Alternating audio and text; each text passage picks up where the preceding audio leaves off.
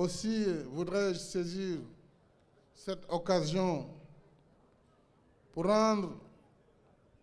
hommage à un homme qui a œuvré toute sa vie à la promotion d'un secteur privé fort, capable de porter aux côtés de l'État les défis du développement. Je veux nommer Feu Mamadou Lamine Niang, président de la Chambre de commerce, d'industrie et d'agriculture de Dakar, dont le combat connu de tous pour la réalisation de cette infrastructure était sans répit. Président Mansour Kama est témoin de nos échanges avec le ministre Alioune Sarr pour la création de ce marché d'intérêt national. Pour toute son œuvre et pour honorer sa mémoire, je décide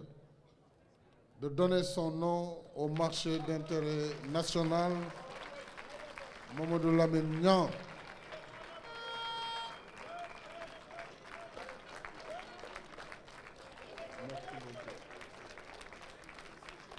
Que Dieu l'accueille en son paradis. Mesdames et messieurs, la gare des gros porteurs, assise sur une superficie de près de 10 hectares, est un projet novateur, aligné parfaitement sur nos objectifs de modernisation du secteur des transports terrestres. Elle s'inscrit dans l'ambitieux programme de renouvellement du parc automobile qui a permis d'acquérir cet important lot de matériel roulant que je viens de réceptionner en présence de M. l'ambassadeur d'Inde au Sénégal. Matériel composé de 800 minibus pour les opérateurs privés du transport, de 542 bus pour le transport interurbain de voyageurs, de 72 camions gros porteurs, de 50 taxis pour l'aéroport international Blaise Diagne et de 250 tricycles électriques qui sont constitués par un don du Premier ministre Narendra Modi, Premier ministre d'Inde, qui m'a fait cadeau de ces tricycles électriques qui seront mis à la disposition de nos jeunes Jakartamen en attendant le financement de plus de 1000 tricycles, voire 2000 tricycles, pour moderniser le transport des tricycles au Sénégal. Monsieur l'ambassadeur, je voudrais vous demander, ambassadeur de l'Inde au Sénégal, d'être mon interprète auprès du Premier ministre Modi pour lui transmettre mes remerciements et ma gratitude par rapport à la qualité de la coopération entre l'Inde et le Sénégal, tout comme je viens de magnifier également l'exceptionnelle coopération entre la Turquie et le Sénégal.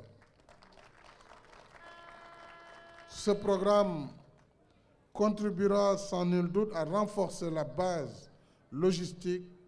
les infrastructures et les services de transport pour garantir une mobilité durable. C'est pourquoi j'exhorte le secteur privé sénégalais à relever avec l'État le défi d'une gestion responsable, efficace, mais surtout rentable de ces infrastructures de dernière génération, financées à hauteur de 105 millions de dollars, soit environ 55 milliards de francs CFA. Au demeurant, le gouvernement veillera à la mise en place d'un modèle de gouvernance approprié en concertation avec toutes les parties. Je ne saurais conclure sans adresser mes félicitations au ministre Alioune Sarr, ministre du Commerce, au ministre Abdoulaye Daouda Diallo, des infrastructures, au directeur général de la SOGIP, M. Galoba, ainsi qu'à M. Mansour Kama et à toute l'équipe qui a travaillé sans relâche à la réalisation de ces infrastructures. À travers le ministre des Infrastructures, je salue vraiment les hauts cadres de ce département, le président de l'AFTU, non, du CETUD, mais également le directeur des transports terrestres et surtout, je reviendrai rapidement à Wolof, nos amis transporteurs à travers leurs associations pour la qualité de leur partenariat avec l'État. Je remercie également le directeur général de Dongan Lar et son équipe pour la qualité de cette plateforme. Je voudrais les remercier et j'associe à ces félicitations tous les ouvriers, ingénieurs et travailleurs sénégalais et turcs qui ont apporté leur contribution à la construction du marché d'intérêt national Mamadou Lamine Niang et de la gare des gros porteurs de Diamniadio.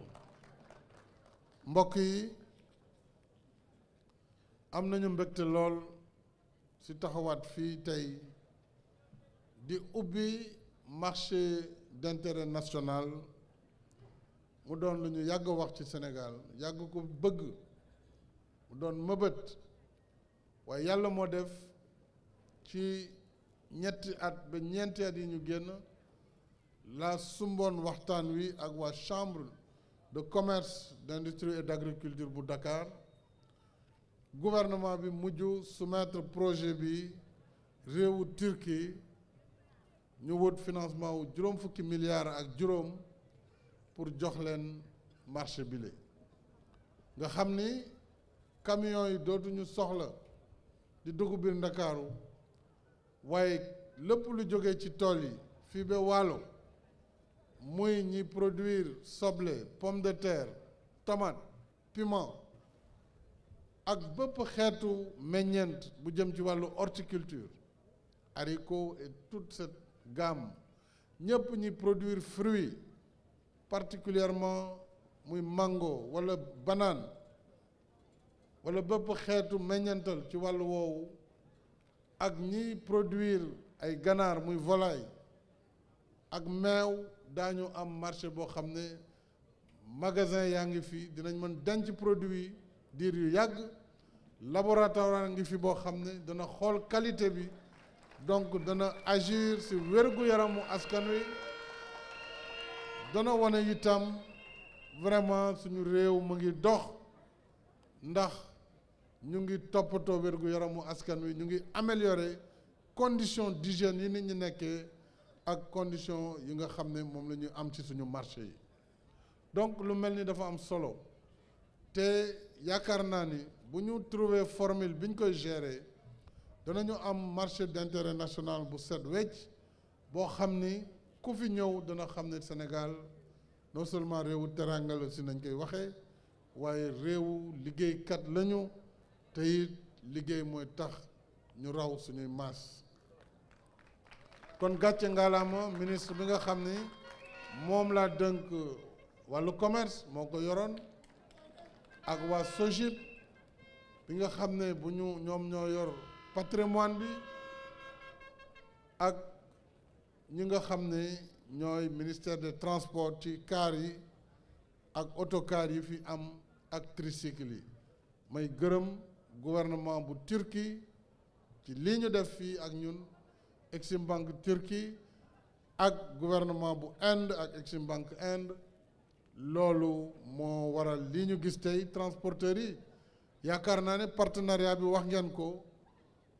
sama mëbët mooy surtout gros porteurs yi ñu renouveler complètement le parc bi may ñëw léegi rek laa gis benn xant camion boo xam ne ci autoroute bi la daane benn chargement conteneur loolu dafa warul am ci dëkk c'est-à-dire Sénégal bi ñu bëgg mënatul supporter façon yooyu il faut donc ñu renouveler parc bi il faut ñu moderniser transport bi mais il faut aussi ñu xoolaat condition transport pour que dem bi ak dikk bi ñu mën di ko def te accident du ci am kenn du ci gaañu kenn du ci ñàkk bakkanam loolu mooy développement loolu mooy émergence kon nag yaakaar naa ne Diamniadio bés bu ne di ngeen gis lu bees lu feeñ parce que dañu ko xaatim bind ko xalaat ko laata ñu koy tabax c'est une ville moderne ville la boo xam ni vraiment bu paree liggéeyam bu paree ñu bari daañu bëgg a jógee bitim réew ñëw fii di fii daan seen doole ndax dana nekk ville boo xam ne bu am solo lay doon daanaka gouvernement bi moitié bi yëpp fii la nekk loolu moom déjà tàmbali na kon am naa mbégte lool monsieur le premier ministre ci doxalin bi nga xam ni ma leen ko santé woon noonu ngeen ko doxee te remercier le gouvernement bi ak ministre yi muy ministre du commerce tey jii muy ministre des infrastructures muy ministre des finances ci mobilisation des ressources ak surtout gaawaay bi nga xam ni moom la ñu war a liggéeyee kon lii moo doon kàddu yi ma bëggoon wax di wanewaat mbégte ak cant goo xam ne dañ koy sant suñu borom pour lii nga xam ne Sénégal tey am na ko jërë ngeen jëf